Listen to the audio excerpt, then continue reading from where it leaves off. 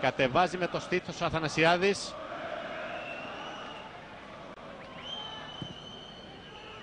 Το γέμισμα από κανονική θέση ανεβαίνουν οι Ισραηλοί με τον Μαρίνκοβιτς μέσα στη μεγάλη περιοχή του ΠΑΟΚ. 0-1 στο 7. Να λοιπόν που ευνηδιάζει η Μπνέη Γεχούντα με τον Μαρίνκοβιτς. Το βλέπετε εδώ σε πρώτο πλάνο στο 7ο λεπτό της αναμέτρησης. Ο ποδοσφαιριστή που έχει περάσει και από τον Όφι για το πρωτάθλημα της Football League της Β' Εθνικής τότε σε εκείνο το χρονικό σημείο. Δικαιολογημένη ικανοποίηση στον πάγκο της Ισραηλινής ομάδας από κανονική θέση ο Μαρίνκοβιτς. Καμία υπόδειξη από τον πρώτο διαιτητή στην πρώτη επικίνδυνη προσπάθεια για την Ισραηλινή ομάδα. Κέρδισε τον Γλίκο και παγώνει προς στιγμήν το γήπεδο της Τούμπας. Ξανά εδώ από την πίσω κάμερα και ακόμη ένα replay. Με το 19 ο Μαρίνκοβιτς κάνει το 0-1. Δίνει άλλη τροπή στον επαναληπτικό. Το ΠΑΟΚ με το αριστερό πόδι του Ρομπέρ θα βγει ο Νιγηριανός. Δεν θα συγκρατήσει την μπάλα. Κουμάλο για το Λίνο. Ψιλοκρεμαστά για την ισοφάριση. Πάνω στη γραμμή απομακρύνουν και το 1-1. Απομακρύνουν οι Ισραηλοί. Ο Αθανασιάδης όμως είναι εκεί και φέρνει την ισοφάριση στο πιο κέριο σημείο του δευτέρου 45 λεπτού. Στην πρώτη επίθεση ουσιαστικά του ΠΑΟΚ προς την εστία της Μπνέη Γεχούντα.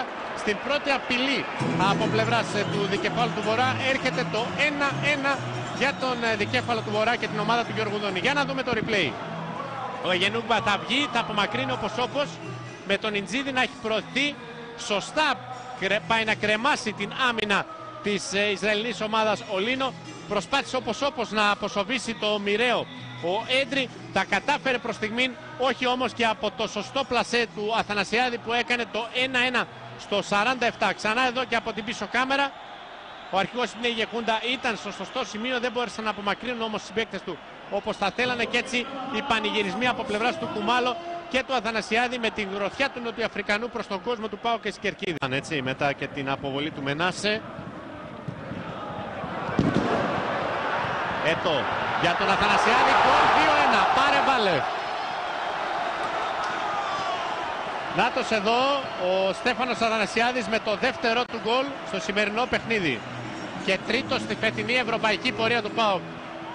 Πολύ γρήγορη ανατροπή, μέσα σε λιγότερα από 7 λεπτά ο ΠΑΟΚ μεταμορφώνεται και κάνει το 0-1-2-1 αφήνοντας τον Καστά να παρακολουθήσει από την άκρη του πάγκου το υπόλοιπο της επανάληψης. Ξανά η φάση.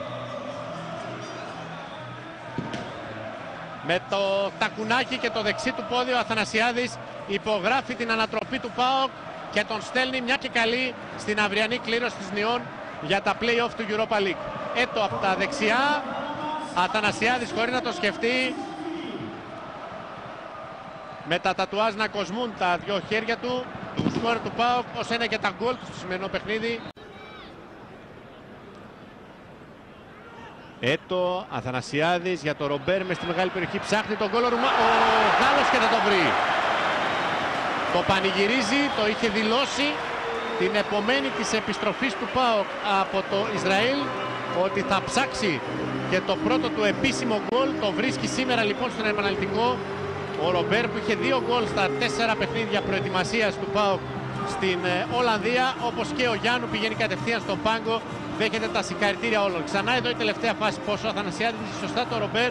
Στο σωστό timing ο Γάλλος στέλνει την μπάλα στο βάθος της αριστερής γωνίας του Εγενούγκμπα και κάνει το 3-1. Ακριβώς. Ο Αθανασιάδης, ο οποίος 2 γκολ σήμερα και μία assist στην ανατροπή του ΠΑΟΚ στην επανάληψη. Μας χαροποιεί όλους. Χαρούμενοι που θα τον έχουμε ακόμη ένα χρόνο μαζί μας. Πιστεύω θα βελτιωθεί πιο πολύ, έχει δυνατότητες πολύ πιο μεγάλες. Να τον ευχηθούμε για αυτό. Όπως φυσικά και στον Πέλκα, νομίζω ότι με το χαμόγελο ζωγραφισμένο στο πρόσωπο του Κώστα Λαγωνίδη θέλω να αφήσω τη φάση να κυλήσει έτσι. Σιγά σιγά με τον Αθανασιάδη να μην μπορεί, δεν νομίζω να μην το ήθελε κατά αυτόν τον τρόπο όπως του φύγει μπάλα, να την αφήσει να καταλήξει στον Πέλκα. Ο Πέλκας πετυχαίνει το πρώτο του γκολ στην Τούμπα ως ποδοσφαιριστής της πρώτης ομάδας του ΠΑΟΚ και νομίζω ότι παίρνει τα πάνω του ακόμα περισσότερο εν ώψη ενός λαμπρού μέλλον που προδιαγράφεται για τον ίδιο. Ξανά εδώ η φάση.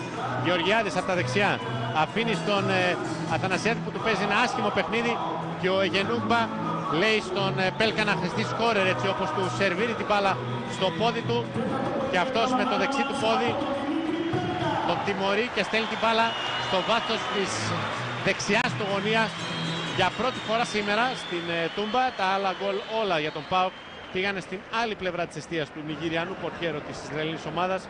Δέστε και εδώ ξανά για τελευταία φορά το replay και τον πανηγυρισμό εδώ